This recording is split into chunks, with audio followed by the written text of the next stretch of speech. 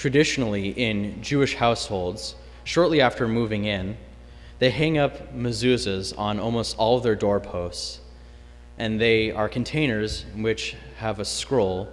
Written in Hebrew are the verses found in today's first reading in the Gospel. In Hebrew, they are, Shema Yisrael, Adonai Eloheinu, Adonai Echad. That is, hear, O Israel, the Lord our God is Lord, the Lord alone. And then it goes on. Therefore you shall love the Lord your God with all your heart, with all your soul, and with all your strength. Commonly referred to as the Shema Prayer, Shema being the first word, meaning hear. This beautiful prayer can help us to answer the question of the message series that we are in. Where do we grow from here?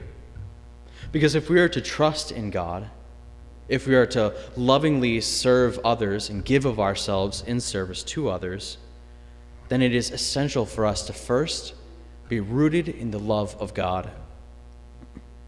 If we love God, then we trust in Him completely. And from that trust, we can then confide in Him when we need Him, because we know that He will always hear our prayers, and then we can always draw near to Him.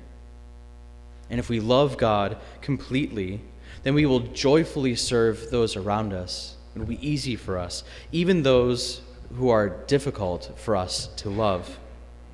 Because when we give of ourselves in that way, we find that we are open to receive love in return. And it's the love and peace which comes from God and surpasses all understanding.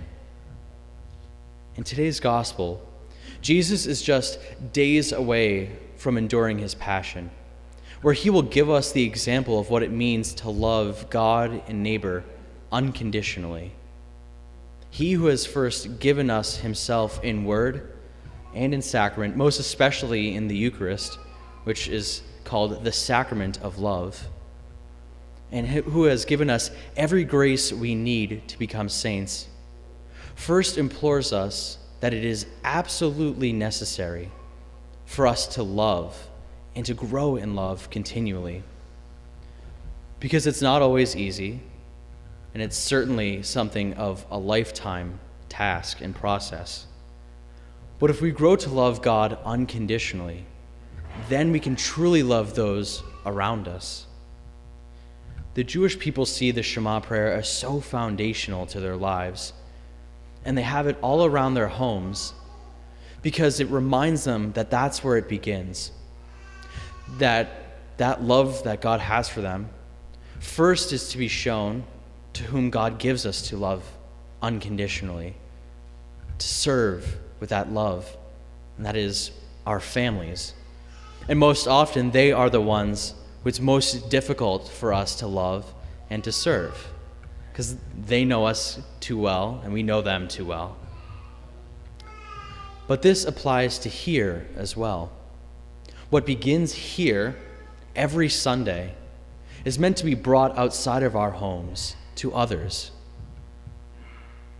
This prayer then recalls for us the profound way that God has first loved us unconditionally, and that we, seeing that God loves us in this way, know our true dignity as sons and daughters of God.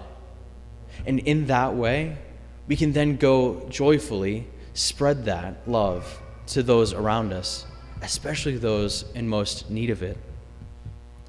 And to love your neighbor as yourself is effectively saying that this love is meant to be shared, to be brought to others. That again, what begins here is meant to be spread to those around us.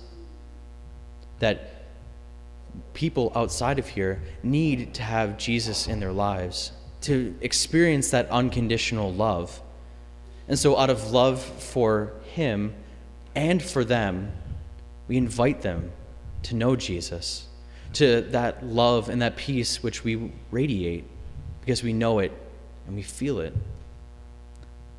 So I encourage you to pray with these lines from today's readings, because then we can be moved to thank God for his unconditional love for us, and then to offer it in return.